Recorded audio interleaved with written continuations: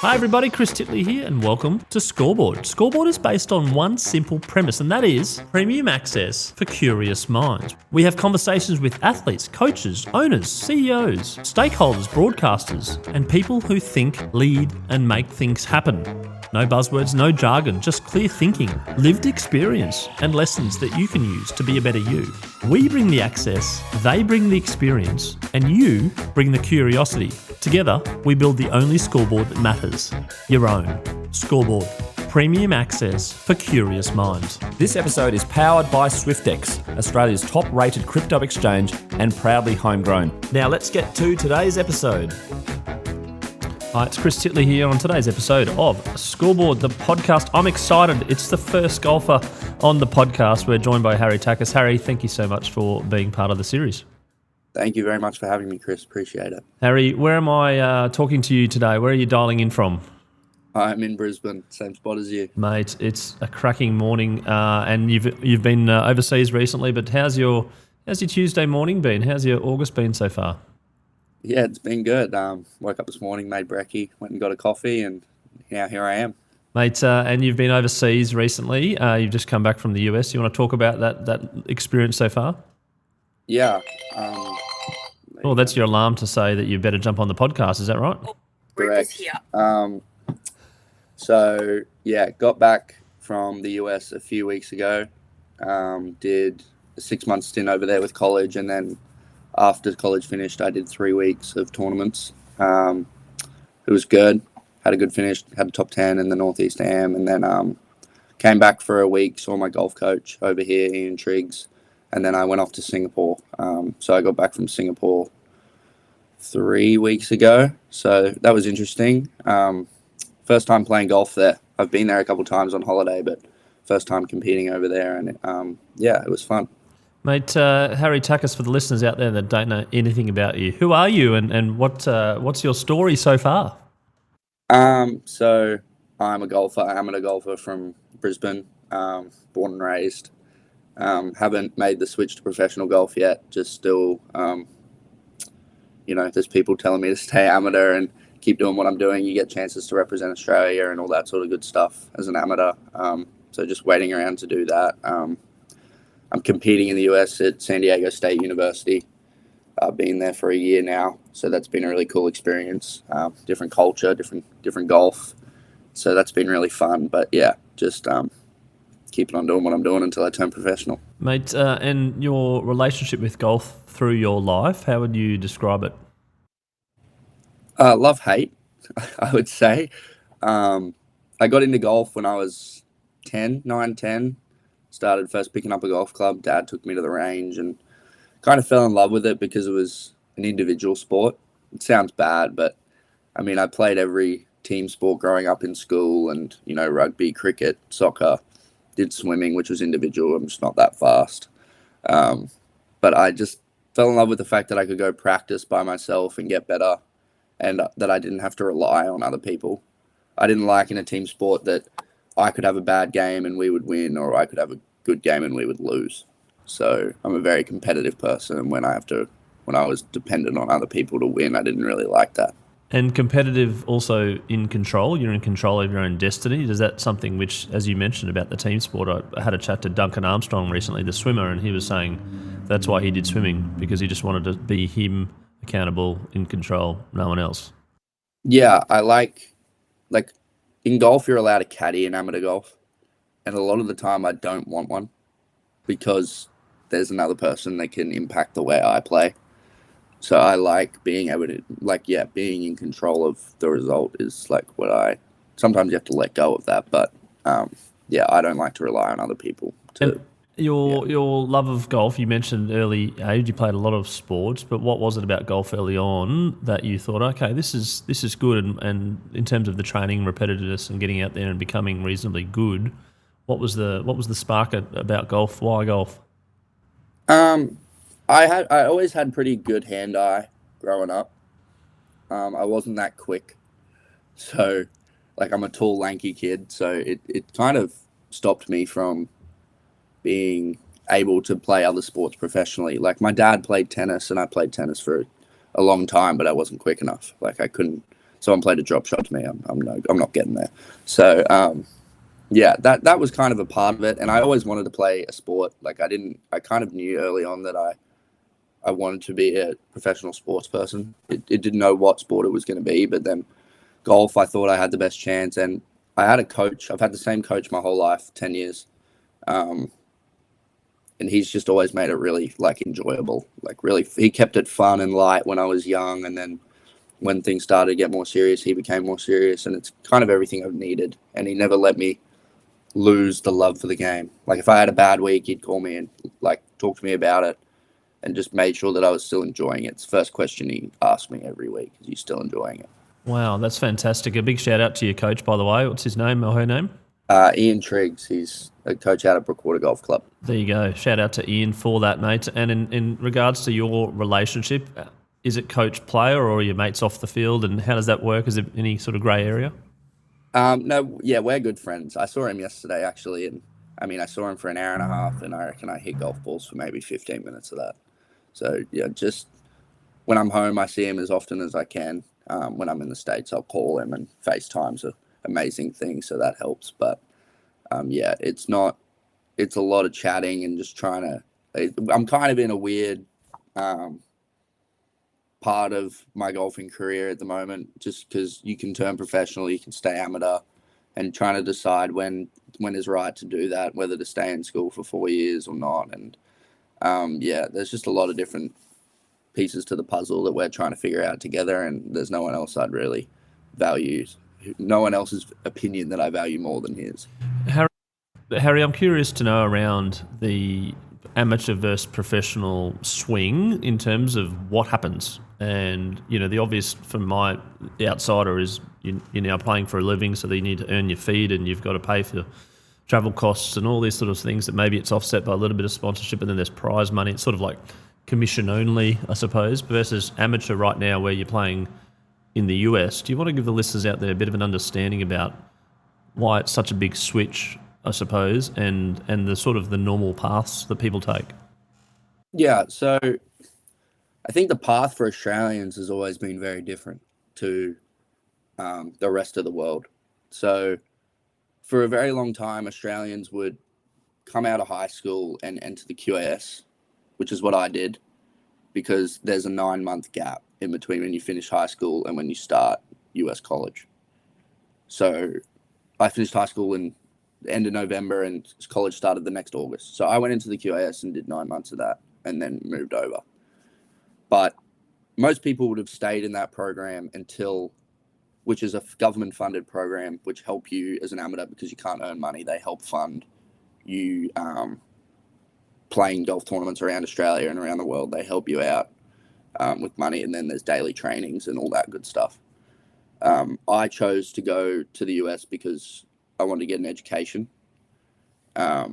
So I did 9, but yeah, most people would stay in that program until they're around 21, 22, and they think people in their corner think they're good enough to turn pro, and then they would go to qualifying school, which is you'd go as an amateur. If you get your card, you'd turn pro, and then you're out there trying to make a living on a tour, whichever tour you choose to go to. Like a lot of people go to Australian tour and try and get onto bigger tours from that, or some people go straight to bigger tours if they're good enough. In America, most people who go to college stay there for 4 years until they're 21, 22. So I'd be 22 when I graduate.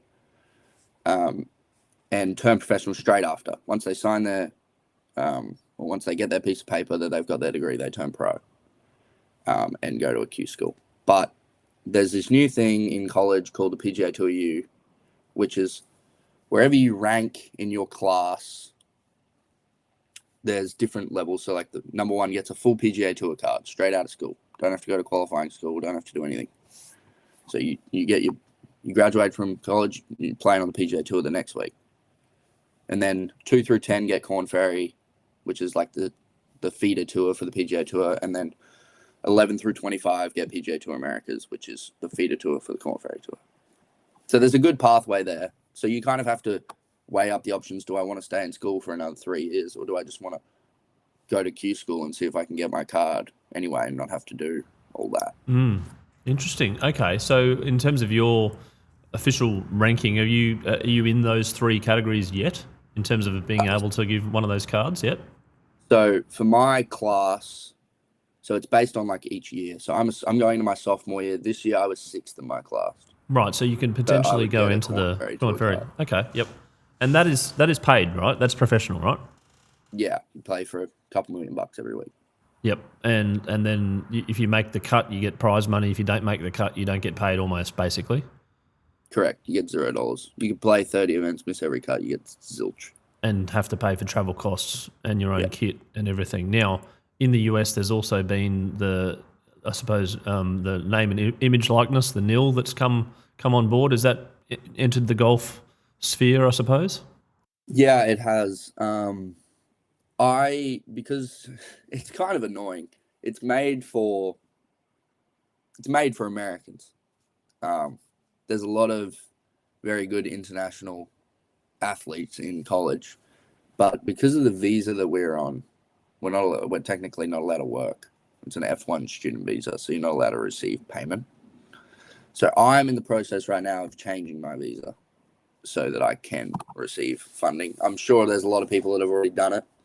I know there's a basketball player from Australia at the Gators, and I'm assuming he'd be making a lot of money. So I would like to think that he would have changed his already. But yeah, it's Dot the I's, cross the barely T's, amateur yeah? athletics anymore over there. Yeah, and that's not payment to play, it's payment in and around you, basically. Is that right? It means the school can advertise you. Right, okay. And the school, do they take a clip or anything? I don't actually know. Probably not. I'm not too They sure. call it name, image, and likeness, but they directly pay the players. Yeah, right. Okay. And mate, So- going over to the US, life at San Diego State University, do you want to give the listeners a bit of a glimpse about what's life like at a college university? Yeah, I mean, San Diego State is probably got the best location of any university in America if you come from Brisbane.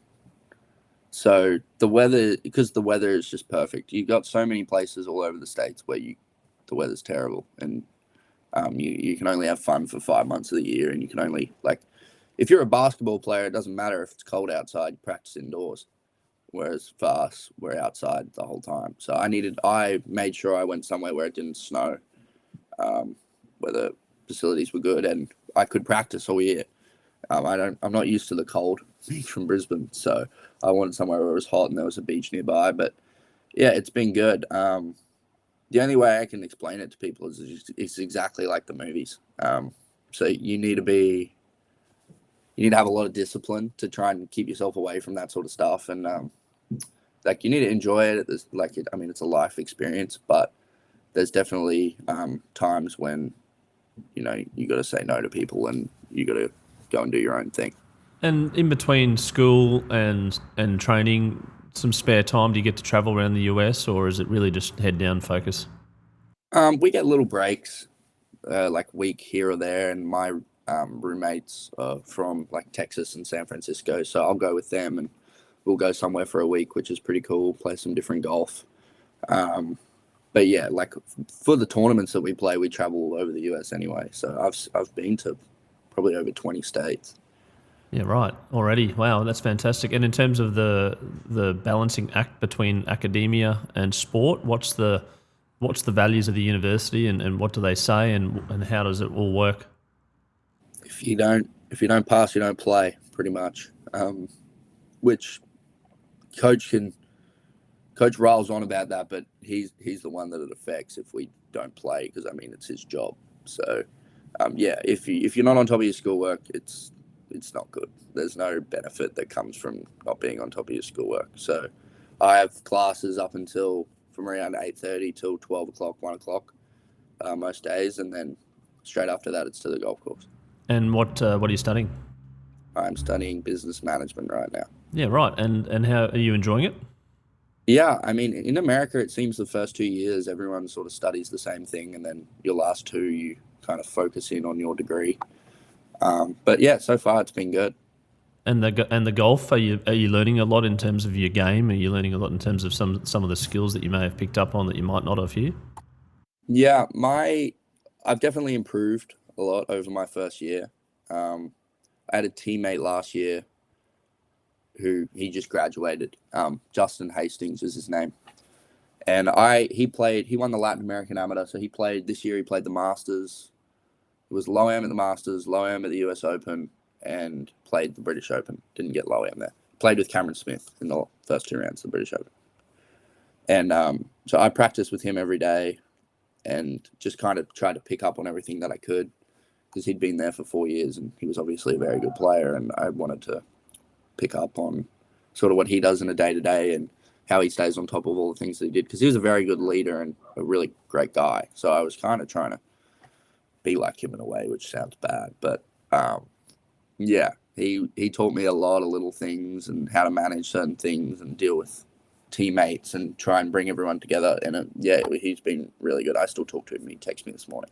I was just touching on that point in regards to maybe idols or maybe mentors and the difference, I suppose, and also growing up, who did you watch on the television, if anyone, or did you want it to be like someone? And if so, have you ever met these people and kind of gone, oh, well, I saw you on the TV, but, now we're mates? Yeah. Greg Chalmers was one. I don't know if you know who Greg Chalmers is, but he won a couple Aussie Opens, a couple Aussie PGAs, and I've known him since I was 6 years old. Not even knowing much about golf, just knowing him through a family friend. And yeah, he's always spoken to me, text me, all that sort of good stuff when I started getting into golf. Every year when he'd come back to Australia from the US, he would do a chipping comp with me at the Aussie Open or whatever it was. And then we ended up playing the same event 2 years ago. We both played the Queensland PGA, and we went out for dinner after the second round. He missed the cut and I made the cut. And he put this big Facebook post up of me when I was 4 years old, standing on his on his head, and then me beating him. So that was pretty cool. But yeah, I talk to him all the time. Whenever I'm in Dallas, I'll go stay with him and Nikki. They're great people, and I think they're better people than he's a better person than he is a golfer. To be honest, he's an amazing human, and I've picked up on a lot of things from him over the years, and he's done a lot for the game of golf. So yeah. And part of the reason why we do Scoreboard is to individualise people, the high performers, about their identity, about who they are as a person as well, not just on the field. When I talk to you, Harry, what do you want to be remembered by, on the golfing, I suppose, circuit, but also as an individual? Yeah, I think there's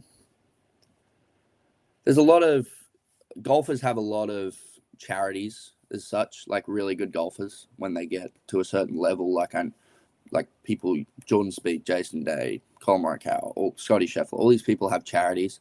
A lot of family members in my life have had breast cancer or some form of cancer. So I think if and when that time comes that I'm able to open a charity under my name, it would definitely be for that cause. And I think those sort of things kind of make you realize that there's more to life than just golf. There's a lot more important things than your sport. And we had a massive family outing the other week, and I came home and I got to go to that, and it kind of just made me stop and think about all the things that you have in your life that aren't sport related, and you put so much pressure and energy into your sport that sometimes you need to realize that there's more to life than this, and it's really not that big of a deal. Interesting. Did you watch the Scotty Scheffler 5-minute interview the other day, or 10-minute interview about all this? What do you think of that? I thought it was the best interview in sport. Yep, I agree, mate. I watched the whole thing because I think there were some snippets that were maybe taken out of context, or the 30 seconds or whatnot. But you got to watch the full thing. Yeah, I think whenever you win a golf tournament, me and all my mates were it's the exact same. You win a golf tournament, it's cool for 2 minutes, sweet. What's the next one?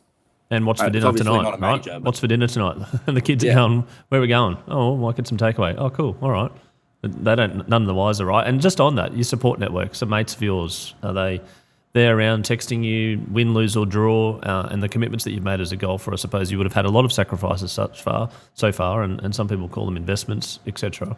Can you talk about your support crew that are there when you most need it? Yeah, I think you kind of learn who, people say it all the time, but I think you learn who is the most important to you and who actually cares the most when you don't win. Like, I've got 1,000 new friends whenever I win a golf tournament. Like, I just won in Singapore, and I got off the plane and I have 100 texts.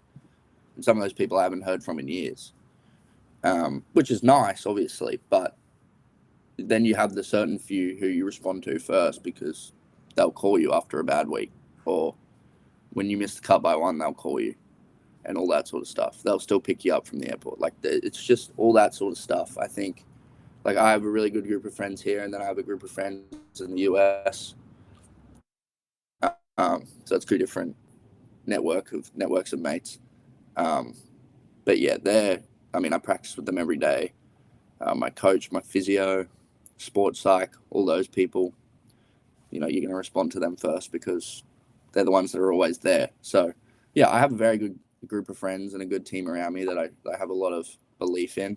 One of my best friends, because I won in Singapore, I played the Singapore International in November, and one of my best friends who I stayed with in Singapore is caddying for me that week. So yeah, I like to keep the close ones close. Absolutely, mate. And in regards to it's a very open question, but what do you think makes a good golfer from what you're, amateur right now, but then also to the next level where there's more cameras, more money, more everything? What traits are there out there that you're actually practicing, but also that some of the other elite golfers in the world are practicing? Probably what's in between your ears, I would say. It's a very frustrating game. I don't think you see in many sports the amount of slumps in professional golf that you see. You see world number ones. Francesco Molinari won a major 2 years ago, and now I think he's not in the top 300 in the world.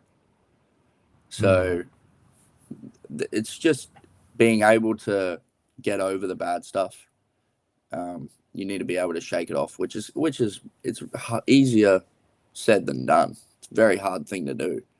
But yeah, I think everyone, like if you line 155 golfers up on the range before a tournament, they can all hit a 7-iron straight at a target. Like, everyone has the same, very similar skill set. It's just who can do it when, like, there's pressure on. I think that's the main difference in golf. And how do you practice that then? I do a lot of pressure drills. I play a lot of games with my mates in practice, which I think has helped me a lot. Especially when like I practice with a lot of pros. So you're practicing against someone who's better than you. You're kind of trying to like prove yourself in a little way, and there's a bit of pressure on you, I find. So that helps me a lot. Pressure drills like for lunch, or you got to do a lap around the golf course, which is a long way. Like, there's all sorts of little things you do in your day-to-day to train you to get better at it. But yeah, those are the main things that I do. And I think the more you put yourself in the situation on the golf course, you get better at it. Like, the more you put yourself in contention, it becomes still hard, but it gets easier. And in regards to the routine you have when you go out and you're playing golf and you're in the zone, you're feeling good, but things don't go your way, versus maybe you're not in the mood or the routine and things go your way. Is that tricky to manage? Yeah, it can be. It is very rare that I'm in a bad headspace and play good golf. I think it's a lot more common that I'm in a good headspace and play bad golf. I think when you're in a bad headspace and your head's spinning in golf, it just all falls apart 95% of the time. Sometimes, you get a lucky bounce and it brings you back, or you hit a good shot you weren't expecting to and it brings you back. But yeah, I think the hardest part is when you feel like you've done everything right, you're in a good headspace, and it's just not happening. And I mean, golf's a game where there's so much outside influence. Like, you think about playing tennis, or you think about playing basketball. It's on the same court, nets, like the hoops, same height, same width. There's no wind. There's nothing. There's no outside influence. Whereas in golf, you got nature that's going to influence the ball. You can hit a tree a degree differently, and it affects the entire outcome of a golf shot. You hit a blade of grass and the ball misses.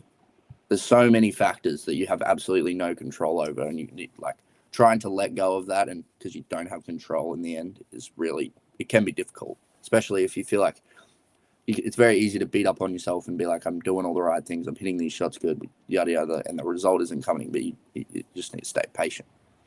Couple of things on that in terms of the angles and the maths. So how are you in terms of your mathematics? My maths is okay. It's better when it comes to golf, I'd say. There's no Pythagoras theorem in golf. It's kind of just like add some numbers together.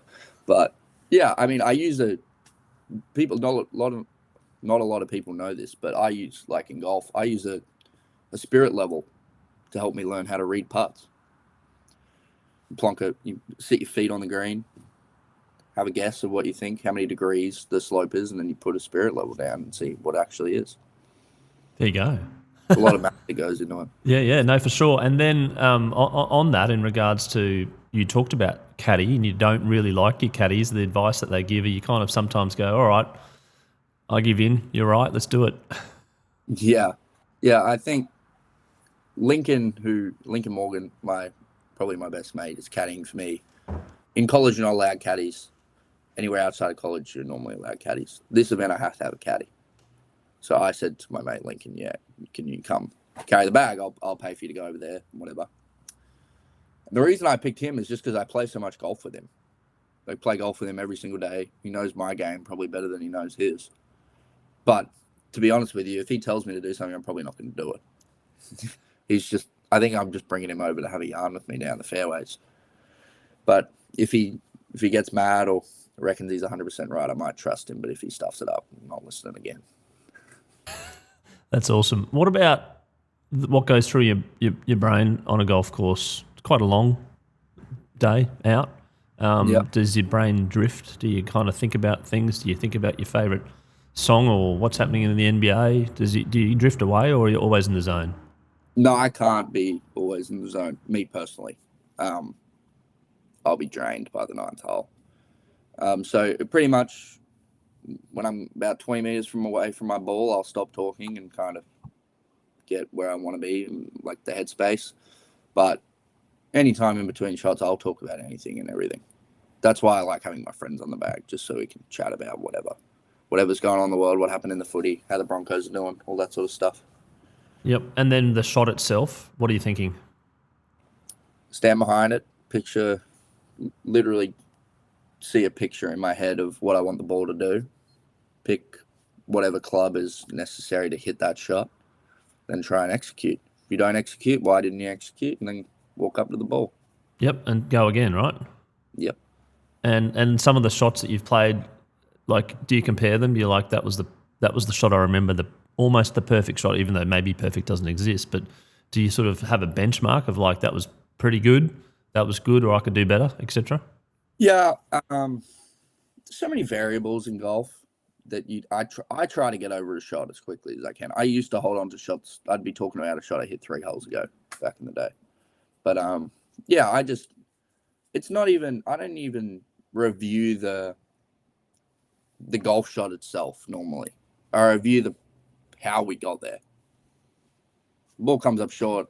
Okay, why did I choose that club over that club? And then kind of review the steps. You're not going to execute every shot.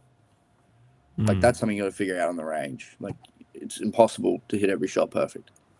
Yeah. So there's no point me standing there and being like, after every bad shot I hit, why didn't I hit that shot perfect? It's why. Was my routine good? Did I make the right decision? All the things I can control, were they good? If I hit it a little off the bottom of the golf club, so be it. Got to figure that out on the range. I can't change that right now, but I can change my routine to how I got there. Yeah, no. And have you watched that Roger Federer video about the number of points that he lost in his career? He lost like 48%. It was close to 50, wasn't it? Yeah, 48% of his points. Yeah, there you go. Yeah, and then so just on that, you line up, you're in the zone, you hit a shot, you're not happy with it, you go again, you're not happy with it, come the third time. Do you need to break the circuit, pull your socks up, change, do something different, or you just go again, the same routine? Well, normally the third one will be a putt, so I'm pretty good at that. So it should be yeah, yeah. But yeah, I mean, if you're driving it bad one day, you might try a feel or do something. But I mean, once you're out there, there's not much you can do. You just got to. I'm not a very technical golfer. Like, people try and think about wrist angles and where their arms should be. And I can't do that. I do that on the range, and then once I get out on the golf course, I see shot, hit shot. Yeah, right. And then in terms of your superpower, you mentioned your putting. Paul Roos, one of the former great AFL players, said you got to know your good thing, double down on it, whilst also doing the other things, but also what you're known for. Is putting your thing, you believe? It's probably my iron play. I used to be a terrible putter until I got to university. I started working with a putting coach called Derek Iyeda, who I met through Xander Schauffele, who's a pretty good golfer. And he kind of reinvented my putting almost. We pretty much changed everything. And it was the best thing I ever did. I went from being a terrible putter to being a very, like, an above average putter. And I think that's where I saw the most growth in my game. But I've always been a good mid-iron player.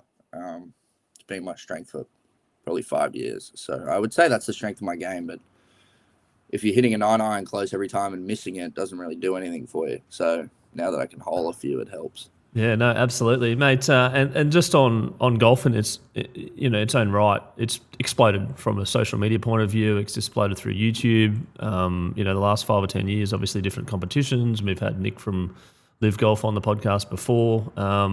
Why are you excited about the future of golf? It's booming. I go to a golf course now and can't get a tee time. But, I think it's a game that anyone can play. I play golf with my dad. There's not many sport I couldn't go play a game of rugby. Do you tone it down, or you just you're full toed odds? You're like, no, I'm going to smash her. I give him. He plays off 6, I think. So I have to give him a shot every second hole. Okay, yeah, right. Competitiveness.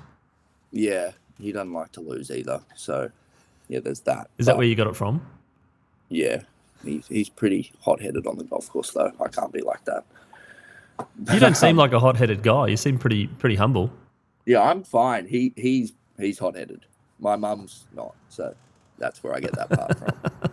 But yeah, it's exploded, mate. And you and the social media that comes with that. How have you handled that and feedback? People can easily give feedback, good, bad, or ugly. Yeah, social media in golf has gone crazy. If I scroll through my Instagram, I'm seeing a different golf influencer every day, which I think is amazing for the game.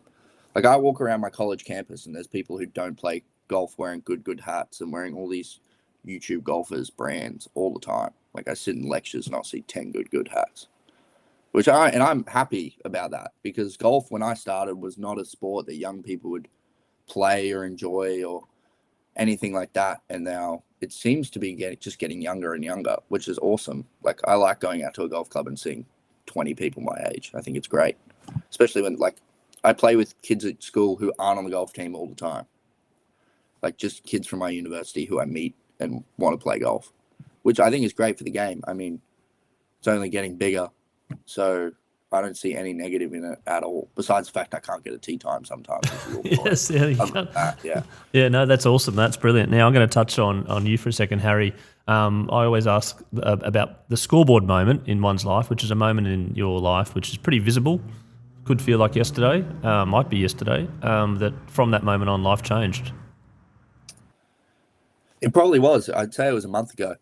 I won the Singapore Am by 11 last month, which was pretty cool. But I think it's just opened a lot of doors. It's probably solidified me in the Eisenhower team, I would say, which gets selected this week or next week, which is the top 3 Australian amateurs. They go and play the World Am against all the other top 3 amateurs from each country in the world. Put me in the Asia Pacific team so I can play for a start in the Masters. What else has it done for me? It's increased my world ranking, so I'm exempt into pretty much every amateur event in the world now.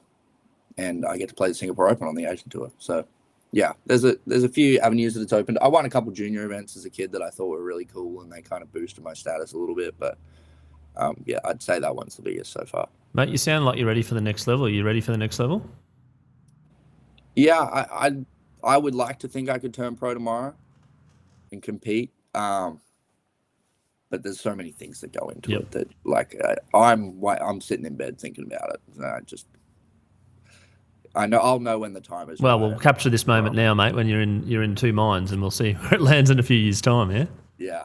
Hey, you mentioned the Broncos before. You follow other sports. What's your all-time favourite sporting moment that doesn't include you winning a Singapore Open? Yeah.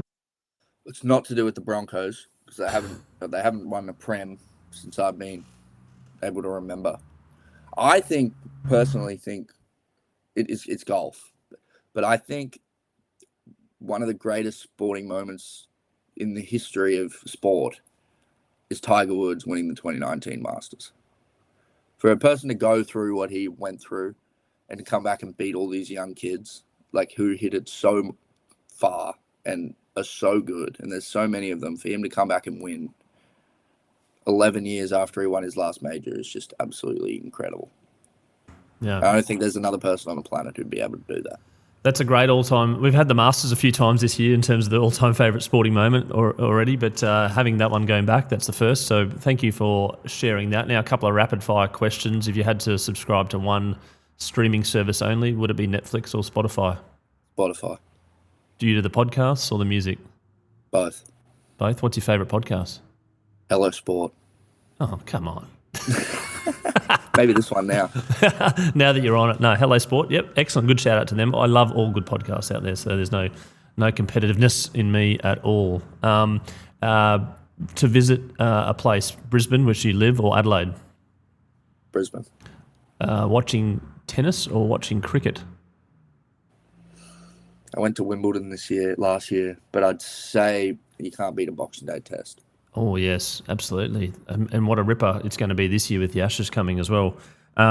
With Usman Khawaja the other week, he's pretty excited.